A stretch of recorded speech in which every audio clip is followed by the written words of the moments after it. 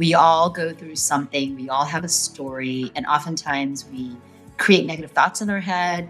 We create stories in our head about the good, the bad, what people think about us, how will people see us, what will happen to my reputation. And I'm here to say that no matter what we go through, when we fall down on our knees, we can climb back up and nothing is impossible to overcome.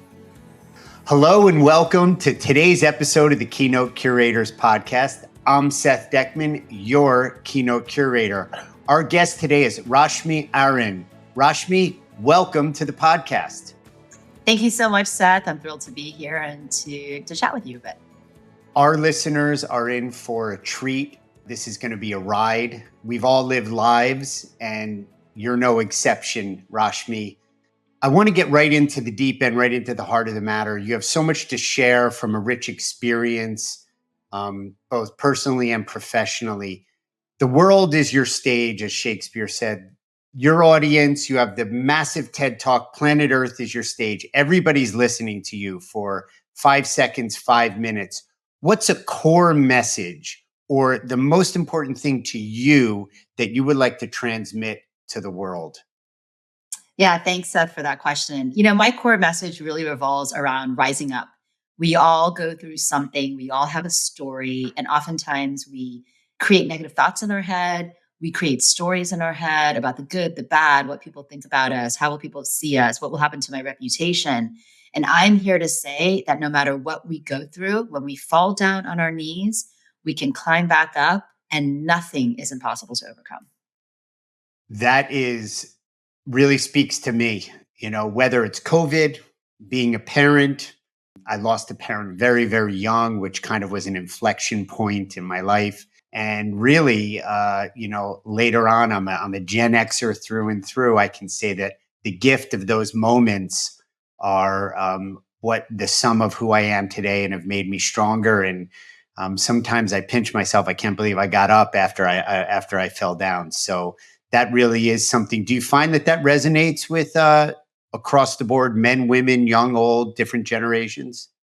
Yeah, 100%. One of the things that I am constantly told is how relatable I am, because we all, whether it's a legal challenge, a financial challenge, a medical challenge, something in our parenting world, we will all inevitably face something that brings us down to our knees. And whether we want to see it as failure or, a life-changing moment, we will all have them.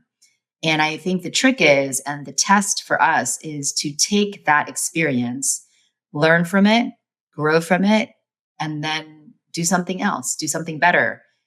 I'm going to share that one of the first things I did many years ago was Pitbull. So Armando Christian Perez is obviously Mr. 305, and I live in Miami, and he's a local friend of mine. And I happened to meet him one day. He invited me to speak for him in his school and as a commencement speaker. And for those of you that know him, one of the things he says is that failure is not failure. Failure is just an opportunity to try something new and try again.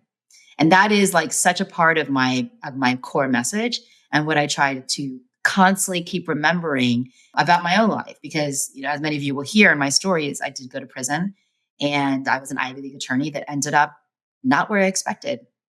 And by all accounts was on this path to success and, fell. And I just don't let that story define who I am.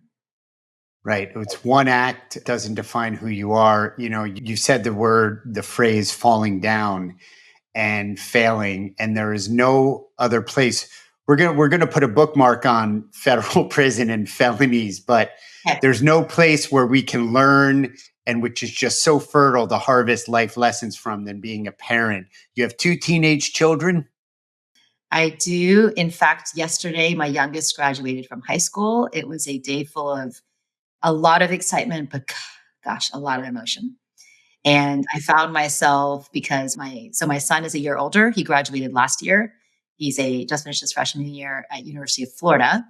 And my daughter, who's a competitive volleyball player, will be playing volleyball at Trinity College in Hartford, Connecticut. And, first of all, there's something special about a mother-daughter relationship. So I found myself as she was like walking out of the auditorium and I'm filming her. I erupted. I literally erupted I was sobbing. And, her dad looked over and he was like, "Why are you crying?" But parenting is just the biggest joy of my life. And having been taken away from them when they were very little for a period of time really made that hit home for me. Yeah. It's something that resets. As a parent now of three daughters, one in college, and I have twins who are younger than their older sister, and my father passed, as I mentioned, when I was younger. Now being in his position of being a father and, you know, being one of the leaders of our family, it just kind of recontextualizes what's important, as cliche as it sounds, the core values, the core virtues, and, how you want to present yourself as a parent, as a partner, as somebody who's, an example for them with all the foibles, all the stresses and messes. Yeah. So, You know what I yeah, tell my kids? I tell them I want to be every day the perfectly imperfect mother because yeah, it's all I can do, right? Is teach you guys that I also am imperfect and human like you, which means that when you mess up, which you will, and when things happen that you wish you could take back, I expect you to hold yourself accountable and learn from it, grow from it, and then do something better, right? It's yeah. my same message that I work in my business, I share with my kids. And it's been like for them, I think it's been really transformational for them because as teenagers, they have had to learn some very hard lessons, watching me learn some hard lessons. And it has really shifted who they are as humans and young adults. Yeah, I mean, I've said this before, so to myself, I sound like a broken record. This is probably the first time you've heard me say this, but it's like, in that moment, there's always moments, right? There's a Yeah. moment, the moment, because the past is gone and the future isn't here yet. And when that moment happens, you're not like, oh gosh, this is such a profound opportunity to have some learning, and what a rich moment to transform and recalibrate my life and take on areas that aren't working and decisions I made, forgive myself and move on. It's often the opposite, where there's emotions of guilt, shame, embarrassment, feeling bad. And for your children, not just your children, any children, it must be amplified to the nth degree. And years later, having gone through that, you can now say that it was a rich, fertile moment that gave a gift, but the gift doesn't come for free. There is a cost, and not just time served, but the process of working through that. How have you seen as a parent, and then what you work with in your clients, even and your keynote speeches, how you weave that experience that Mm. you don't have to take us back through the involvement of what happened, but how do you weave that into today and stand firmly on that as a lesson? Honestly, it starts with vulnerability. And for me, I live in the space of vulnerability. You talked about, core values as a family, and having gone through this experience of being taken away from my children, family is one of my two core values. And so I do a lot of work actually with clients because of the lessons I have learned around this idea of core values. But it has all stemmed from my ability to be truly vulnerable. And as the oldest of three daughters with two Indian immigrant parents, this was not something that came easy to me because we are taught culturally and societally, and this is not just true for Indians, right? Kind of any high pressured culture or high achieving person like that has that mentality of type A, right? We hold ourselves to these very high standards. And sadly, most of us think that's perfection. I was absolutely trying to be that perfect girl to make my parents proud of me. And so I never allowed myself to be vulnerable. I never saw it as a strength. It was always something that to me was weakness. So I never asked for help. I never, sought guidance for anything. I never admitted when I was scared or self-conscious or anything, right? And I challenged eating disorders in my own life personally. My family has mental health issues. My sister passed away 5 years ago from mental health. So over time, what I have learned is that when you allow yourself to, one of my friends described it as, I stood naked and exposed for the entire world to judge me, look at me, and I stood there with confidence, notwithstanding my story. And that lesson for my children has been huge, right? Because they have been able to, because I stood in front of it and taking accountability for it and let people judge me if they wanted to, but actually the result was that people respected me more because I took ownership. So that lesson for my kids, let's start with them as a parent, has been huge for them to see, right? Because they look at us as their role models. We are their parents, and we are the hero of their eyes. So everything we do, they want to emanate. And yes, mothers and fathers are very different. So they're going to take parts from each of us. What I hope is that my children have learned the power of what I do, which is transparency, authenticity, vulnerability, and speaking your truth, right? Having the voice, which is one of the reasons why when I was going through this experience, their dad and I were very insistent and that we were going to be truthful with them. So we told them the truth. We told them that I had done something wrong. We told them that I was going to go to prison. And the reason I say that is there were many women, there were like, out of the 400 plus women I was in prison with, 75% of them were lying to their children about it. And that everyone has their own way of parenting.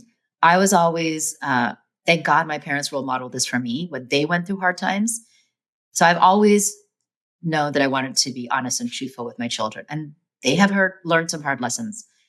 When it comes to how I weave that in with my clients, again, I just take it from a place of vulnerability. So I share my story very openly. I talk about the bad decisions that I made.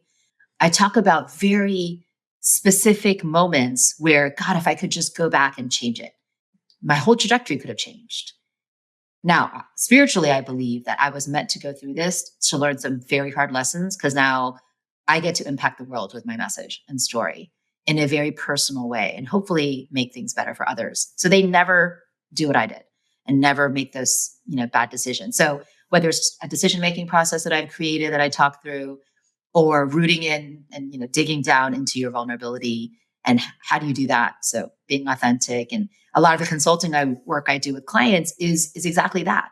How do you get your teams to be vulnerable and trust each other and resolve conflict better to create better cultures and drill down to your core values? So I've sort of taken the journey that I've been on from all walks of my life and weave it through the stories that have happened into some really hard fought lessons in my life. There's a lot to unpack there, but I'd like to I'd like to just start with something that might have gone unnoticed.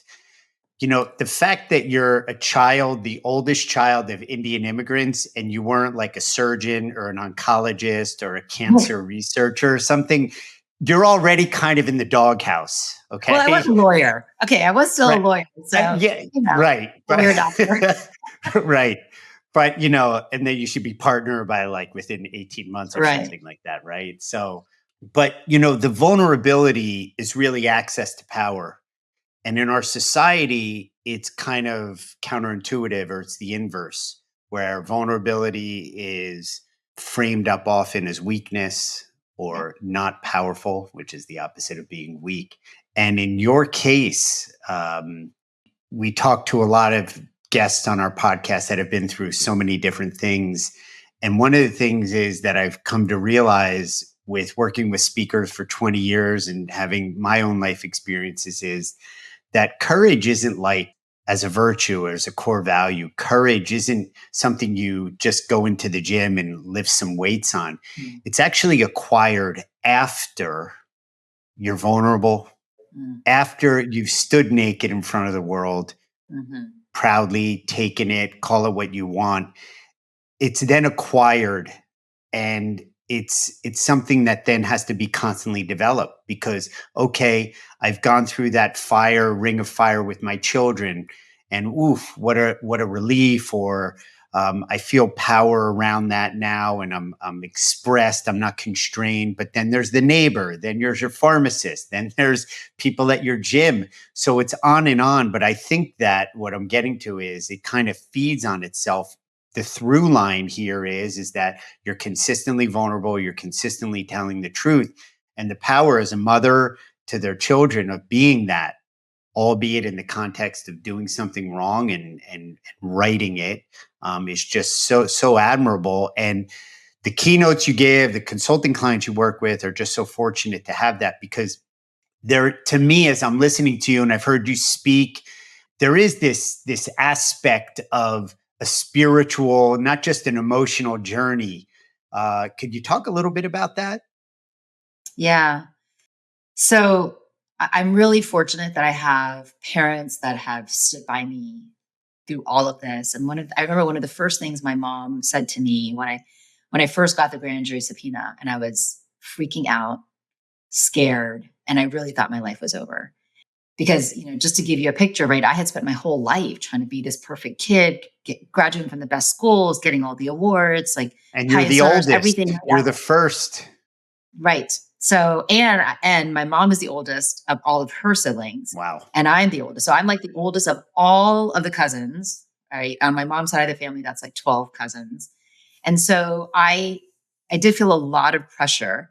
And so when I got the grand jury subpoena, when I was freaking out, the first thing my mom said to me was, Beti, which in Hindi means daughter, this is just your karma. And it's something that you have to go through to learn a powerful life lesson in this life. Now, obviously, I try not to alienate others and offend anybody. So, this is just my spiritual principle. I understanding that we all have a karma in this lifetime, and we all have lessons we have to learn. And what my mom helped me understand was this was mine, and so it gave me this sense of peace. The other spiritual, I've had lots of spiritual awakenings through this process. One is, I think we all get caught in this race course of life all the time. I know that's what happened to me. And definitely one of the reasons I made these bad decisions, whether it's, trying to achieve and get, the money that I need, or live in the house, or get the car, like all the things that we keep thinking that we want in society, which society pushes us to want. We want to keep up with the Joneses, that whole mentality, which Miami is no stranger to that. But what I had to learn was that, whatever is meant for me, Rashmi, in this lifetime, nobody can take from me. And it might not be based on my own timing. It might not be when I want to achieve X, but whatever I'm supposed to achieve this lifetime, yes, I have to put in the work, but ultimately somebody else can't take it from me. And, look, in my speaking business right now and consulting, I constantly remind myself of that, right? Because I see my friends getting these incredible keynote opportunities, and I'm like, oh, but I want that. And then I remind myself, I'm not meant to have that right now. It'll be next year or the year Yeah. after. And so, Yeah. from a spiritual perspective, I do believe that. I also believe that, I believe I can handle anything, and I can handle anything because otherwise the universe wouldn't give it to me. And so I know that whatever the universe brings into my life is meant for me to learn something from it, grow from it, and then keep going. So that is definitely a part of my message. I just frame it differently. I might not talk about it from a spiritual perspective, but I personally have had a massive spiritual awakening through this, and I am so grateful to my parents that have helped me on this journey to get there spiritually. Frankly, because there were times when it wasn't so clear, and I needed Yeah. that guidance. I mean, I was moved when you shared that your mother said that. I truly, it's a word, karma. You could replace it Yeah, with a different word, and if you want it to mean the same thing, it would still have that same essence to it. Um, what a moment that's the first thing she said to you. Like that yeah, was, you talk about a powerful context, and the initial framing of it is it's a roadmap, it's a guiding light, it's a north star by which to navigate. No judgment, no shame, just pure kind of breathing life into you. And it's very moving. Wow, that's you're gonna truly make me lucky. cry. Yeah, well, Yeah, I it's yeah, I been. did a little bit. I'm a crier. Uh, I'm gonna as I get older, I cry all the time. I have three daughters. We were crying Yeah. we were watching the Titanic last night and crying. Hold on. No, I There wanna. is no there's nothing to Yeah, compare to a father of girls. I will tell yeah, you. yeah. There's nothing that compares. My I dad has 3-year-old. I just got back from an event, and I wrote something to my wife in a text. And when I came home, she printed it out and put it on in a. Oh, I'm going to read frame? it because it feels, yeah, Okay. it's framed. It says, just the thought this is me writing to her, just the thought I have every day. When I go into a situation, I try to keep a mindset of baseline optimism. When starting the day, it's going to be a good day. When meeting someone new, I'm going to like them. When trying something challenging, it's going to work out. Problems will inevitably arise, and I'll deal with them as the situation demands. But my preference is to assume I'm on a winning path until proven otherwise. And, I think of what your mom said to you. It's some adjacent virtue of Yeah, that, right? Where it's just like, hey, there's going to be chaos, there's going to be some turbulence, the barometer is going to go up and down, it's going to rain, it's going to be hot, but this is your path, and that's really, really cool. can I So just say something? thank First you. of all, I love that text, but second of all, I love your wife already. That Yeah, she printed it, had it waiting for you. Like that's such a gift that she can see how valuable these little tidbits, right? Like that's just such a yeah, small gesture, but so incredible for your relationship and for your marriage. That's pretty phenomenal. yeah. Thank you, thank you. And she was like, Yeah. if you don't like the frame, and I was like, stop. Are you kidding? The frame? Like, What about the it's like, right. It's like, your children are a little bit older. Mine, we're dealing with long division, right? And, in the big picture, I'm like, long division, like, no, be good, be kind, help others. Like long divisions, we're going to find our way on that. It's just like to have a little bit of a context. So, again, I totally? just, I don't know. I've never met her, but vicariously through you. But what a powerful mom you had. Well, you'll have to Let's, meet her that way. yes, yes, we're in Miami Anytime a you come to lot. Miami, she will cook you a home cooked Indian meal, and she'll feed you chai. That's what we Okay. do. Well, And I, by yeah, I love roti. Okay. And I was in Trinidad and Tobago. I don't know if this is a true Indian thing. It might be a little bit more Caribbean, but there were a lot of immigrants that the British brought to Port of Mhm, Spain. mhm. Doubles, do you know doubles from the Caribbean? It's chickpeas. It has an Indian origin, but I think it's been Caribbean, kind of. Korean eyes.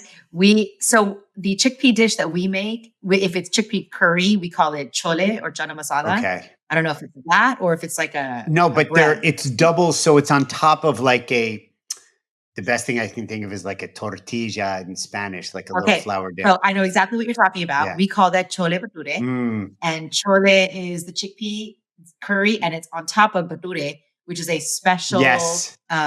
It's a special bread that's made for this specific Yeah. dish. And And I that's what was double that's fisting my that and shark and bake in Trinidad. Like I couldn't get it in fast enough. I was like, this is really good, you know. And then the rotate came through. I was just like, it was a wonderful, wonderful surprise. Yeah. Let's shift gears a little bit. I want to just share with us. I know you do a lot of work with as a community entrepreneur. I think maybe I'd phrase it that way. How do you balance all of that, the personal and professional life? You hear work life balance, you hear work life Yeah. integration. I've heard work life harmony. And I ask you in this specific context, Rashmi, many of our listeners, not all of them, who we just want to thank right now, take a moment, thank all of our listeners who have come back, like us, love us, give us hearts, comment, pass us along, share, and share alike. Many, an overwhelming majority, not all, are meeting professionals.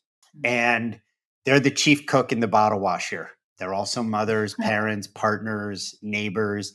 They run small businesses. They work for large organizations. They run big teams, small teams. They're dealing with vendors, with freelancers. Harmony, balance, equilibrium is something that is a focal point to strive for. Events build and come up and peak and come down, and it's a cycle. What would you say to them? How to manage that, how to administer that energy, that mindset? So this is something that I have struggled with, I would say definitely since my children have been born, but even probably before that. When I was younger, I would say it was all about my career, which is why I got married late in life. I wish I could go back and change that, honestly, because I think I stripped myself from a lot of joy and fun because I was so Hmm. focused. Now that I, am a mom, I am But it divorced. was your karma. It was my karma, yes. But yeah, I'm married and divorced now, and for me, the way I find this harmony and equilibrium is I'm very intentional about my days. For example, I mentioned that yesterday was my daughter's graduation. I obviously did zero work yesterday, right? I Right. was like helping her, getting her dressed, whatever. We had a party last night. I do think that there are moments where we have to recognize that we might not be the best at, one part of our life because we are being the best mom that we can be on that day. And, or best might not be the right word, but whatever, the Optimal. strive to be optimal in one day. Yeah, optimal is a great word. Um, the other part is for me, I focus a lot on self-care. So I am a big believer in taking care of myself first. And that for me shows up as when I wake up in the morning, the first thing I do, essentially, I might respond to a few emails, but the first thing I do is I'm in the gym, right? I get dressed and I go to the gym. And it helps my mindset. It reduces stress. It helps me feel good, and it's like look good, feel good, look good. It's sort of this cycle. And as a speaker, I want to feel good on stage. I might have thousands of people staring at me. I want to feel good in that suit or in that dress. So, and working out for me helps me, helps clear my mind. There are lots of times where I'm out for a run or I'm on the bike or in a class and a thought hits me like, oh, I should use these words or, oh, what about that story? And so definitely it feeds my creative side as well. So self-care to me, in addition to that, I skipped over as soon as I wake up, I always meditate, right? So for me, it's finding at least a few moments of peace and quiet where I am finding something to be grateful for. Sometimes it's more than one thing. Actually, when I was in prison, I had a gratitude journal. Mhm. And the first thing I did before I got out of my bunk bed and rolled down was I wrote in my gratitude journal. And I wrote the specific gratitude journal that I had was you wrote 3 things that you're grateful for in the morning and what you're going to strive to do that day. And then at night, it was 3 things you're grateful for the day and, what were your takeaways from the day. So I try to do that mentally now and write it down every morning. So that is part of my self-care ritual. That helps me a lot. And then I try to give myself grace. So I say often in my speeches that I try to keep this checklist of things that I want to get through. And I love crossing things off that checklist, right? We're all type A's. We want to feel productive and employees at organizations want to feel the same way. But the trick is when you have this checklist, you just have to give yourself grace that you might not get through it on one particular day. And it might have to roll over and that's okay, right? Oftentimes when we're trying to get everything done in a specific day, that is exactly when, bad decisions happen or go into conflict because we're not thinking through something and we might, be challenged by somebody and we're not able to have a fruitful, healthy conversation about the disagreement, which we need in our organizations and our teams and our families. So that's the other thing is I give myself some grace that I might not get through and accomplish everything I was hoping to accomplish at that particular day. And that's okay. So my way of finding equilibrium, although having said that, lately I sit at my desk till 11 o'clock at night if I have no other plans because I have a lot of things I'm trying to get through. So, I don't have a partner right now. So it's easier to do that. And my daughter literally just said to me yesterday, Mom, you have to have a little bit more balance in your life. You need to go out and do some more stuff. Yeah. So, I'm a work in progress. I'm still learning every day. I'm trying to be better. Aren't we all? I mean, I was at an event in Milano and I had the privilege, I went on a private tour of the Last Supper. It took almost 4 years to paint that, So it's a work in progress, right? If that takes 4 years, and he was a master of masters at that point and it still took him 4 years. Being a work in progress is, right where we're supposed to be. I say that we are all fallible human beings. And Yeah. we are here to learn lessons and learn new things every day. That's Yeah. really what I tell my children. And I try to remember that as well. Yeah. I know I've heard you share about in prison, finding inner peace and self-forgiveness, and that mitigates when we get hurried. Coach Wooden, the ball behind me, one of his tenets is be quick, but don't hurry. And that's where we might fall down and make mistakes or take a shortcut or not take that pause and think before we talk or decide something. And that inner critic we have, it sounds like your process of meditating and accessing fitness and well-being and all that activity mitigates that inner critic and clears the mind and clears the space out for you to flourish and blossom and accept our fallibility, right? Yeah, you're calling it your inner critic. I call it your inner voice. Same Mhm. thing, right? We all have Yeah. this inner Yeah. voice. I think oftentimes we get really good at shutting it down. and not wanting to listen to it because it might not support things that we want to do. Right. And this is part of my decision making process that I talk about. But the trick is we have to learn to listen to what our inner voice is saying and reflect on what it's saying versus just ignoring and shutting it down. I Do know what you happened. do you find with your clients and your keynote audiences and people you interact with, if they're willing and open and have shared with you, or you're able to distinguish that they're shutting that down, that's a direct correlate to vulnerability or lack thereof?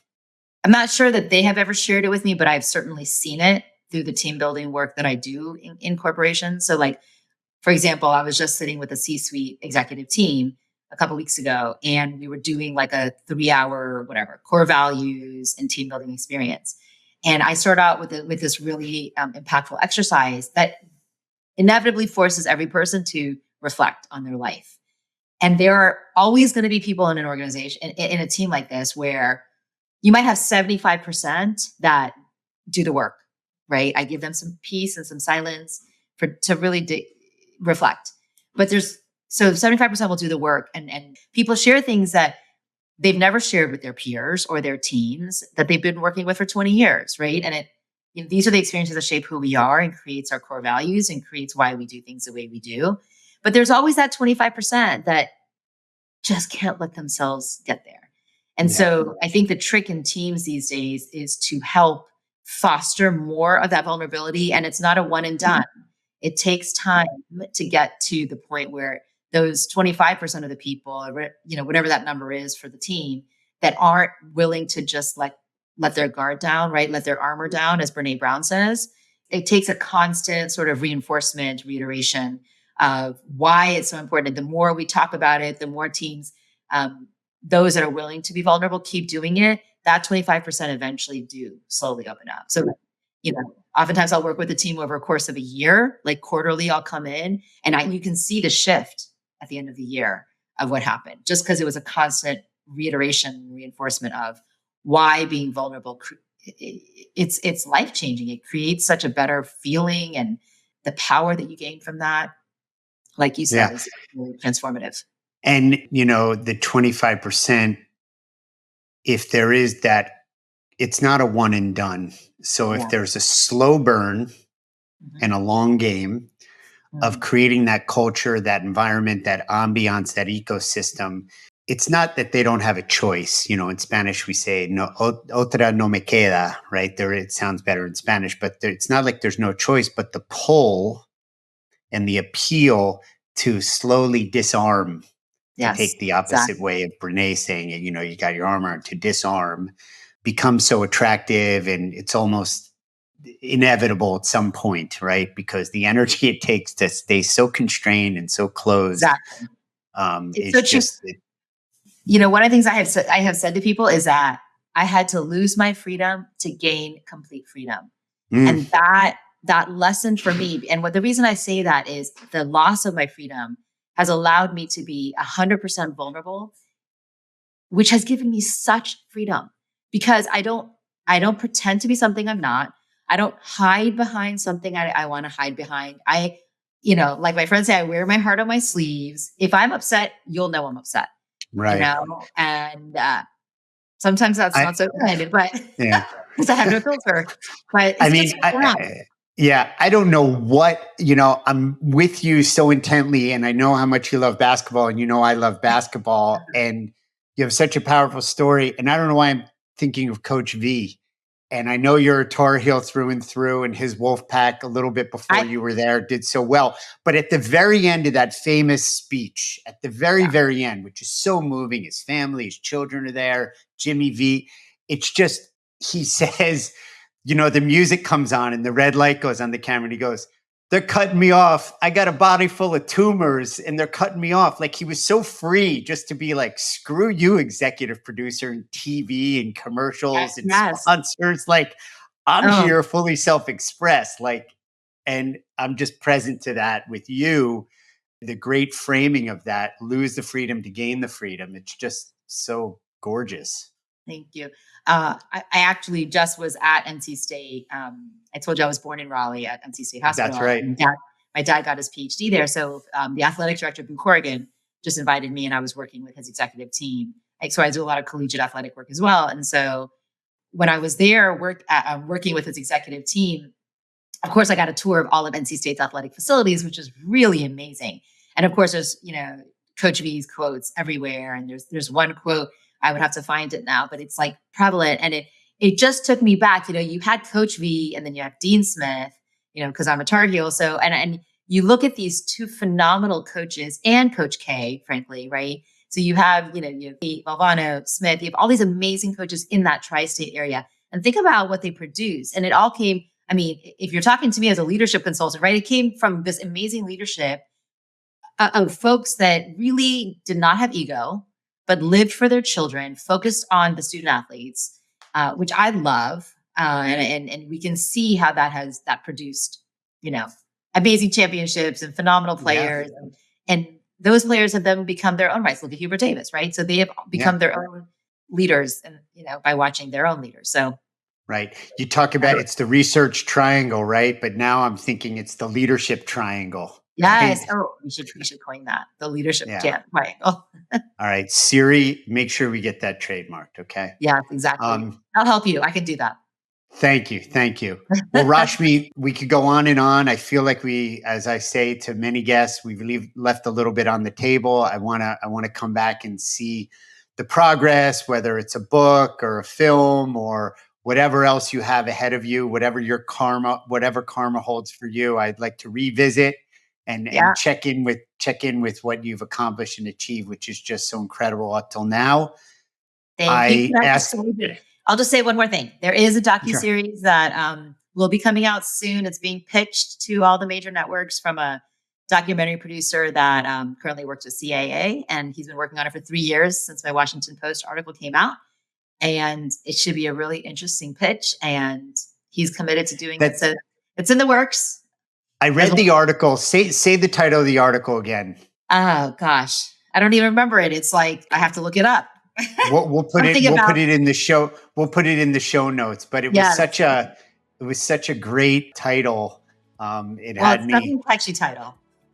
Yeah, from wealthy to suburban wealthy. Suburban wealthy mom to felon or something like that. Yeah. It was definitely not my choice. It was a Washington Post editor's decision to title it that, but that's okay. Yeah. It got clicks. It pulled me in. Yeah. Well, we're at the end here. I just want to thank you for your generosity on the heels of, graduation and family celebration and, preparing for all your clients, that you were able to fit us in and just be with us in such a generous way. So thank you. Thank you so much. Sad, thank you so much for having me. This has been so much fun to talk to you. And there's a lot of synergy. You want comments? Yes, there is.